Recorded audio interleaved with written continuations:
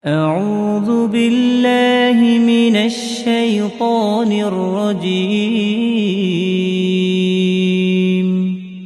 بسم الله الرحمن الرحيم. الرحمن علم القرآن خلق الإنسان علمه البيان. الشمس والقمر بحسبان والنجم والشجر يسجدان والسماء رفعها ووضع الميزان ألا تطغوا في الميزان وأقيموا الوزن بالقسط ولا تخسروا الميزان والأرض وضعها للأنام فيها فاكهة والنخل ذات الأكمام والحب ذو العصف والريحان فبأي آلاء ربكما تكذبان.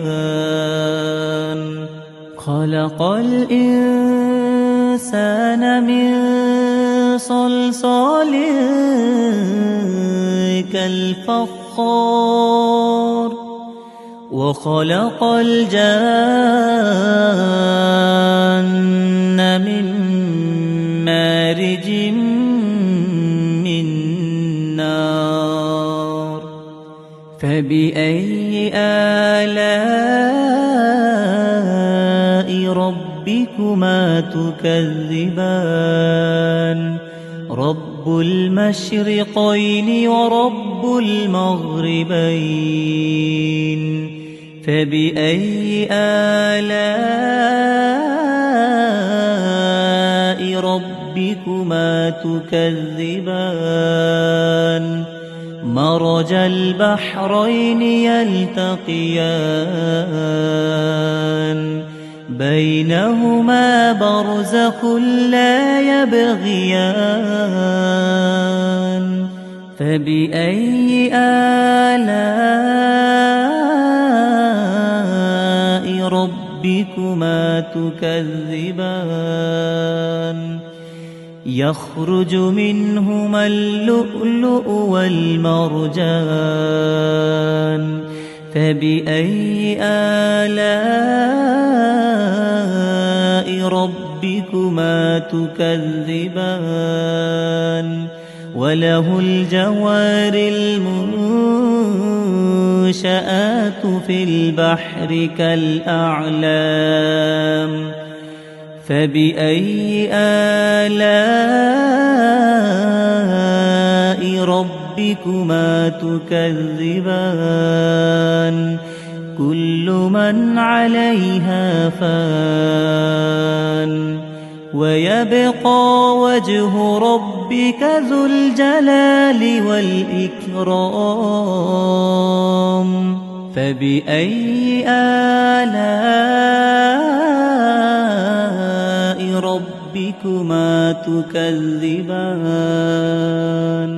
يسأله من في السماوات والأرض كل يوم هو في شأن فبأي آلاء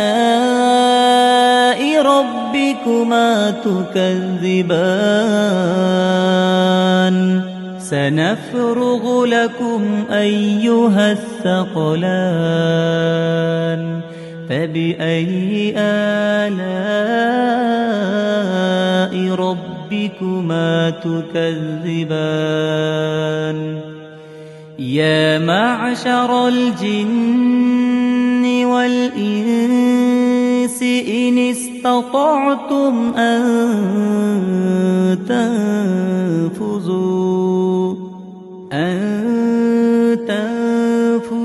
من أقطار السماوات والأرض فانفذوا لا تنفذون إلا بسلطان فبأي آلاء ربكما تكذبان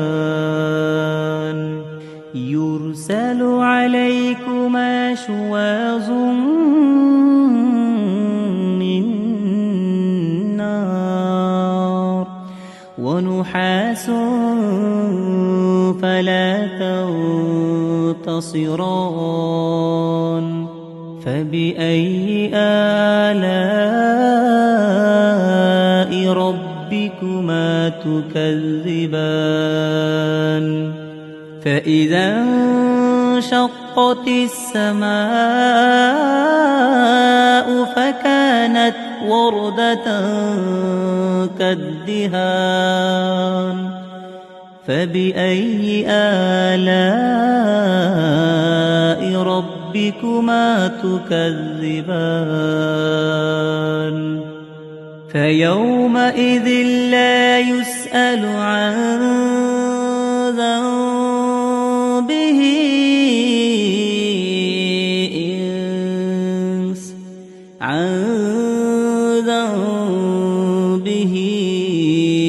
إنس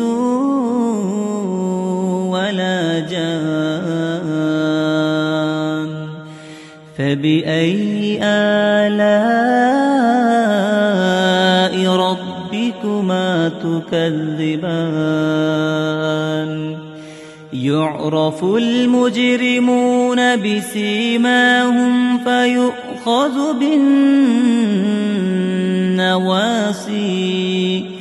فيؤخذ بالنواصي والأقدام فبأي آلاء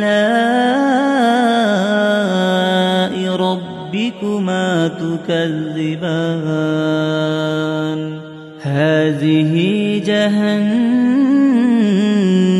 التي يكذب بها المجرمون يطوفون بينها وبين حميم آن فبأي آلاء ربكما تكذبان ولمن خاف مقام ربه جنتان فبأي آلاء ربكما تكذبان ذواتا أفنان فبأي آلاء ربكما تكذبان فيهما عينان تجريان فبأي آلاء ربكما تكذبان فيهما من كل فاكهة زوجان فبأي آلاء ربكما تكذبان متكئين على فرش بطائنها من استبرق وجنى الجنتين دان فبأي آلاء ربكما تكذبان فيهن قاصرات الطرف لم لم يطمثهن إنس قبلهم ولا جان فبأي آلاء ربكما تكذبان كأنهن الياقوت والمرجان فبأي آلاء ربكما تكذبان هل جزاء الإحسان إلا الإحسان فبأي آلاء ربكما تكذبان ومن دونهما جنتان فبأي آلاء ربكما تكذبان مدهامتان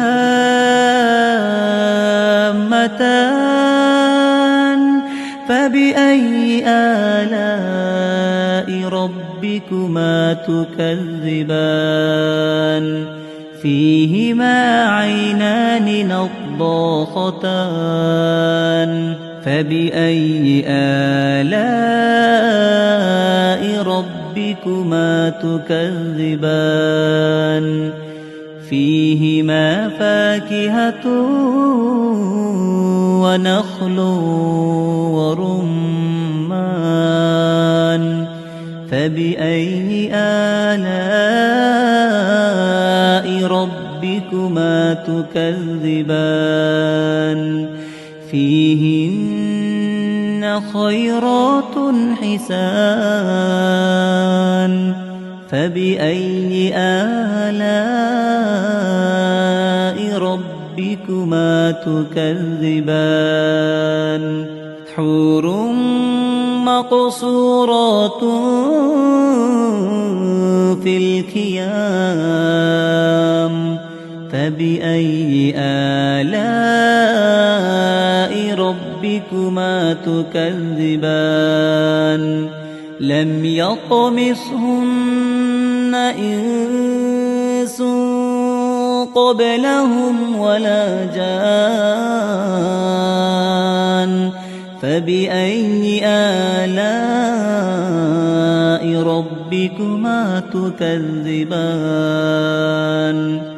متكئين على رفرف خضر وعبقري حسان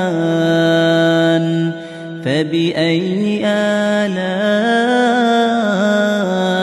ربكما تكذبان تبارك اسم ربك ذي الجلال والإكرام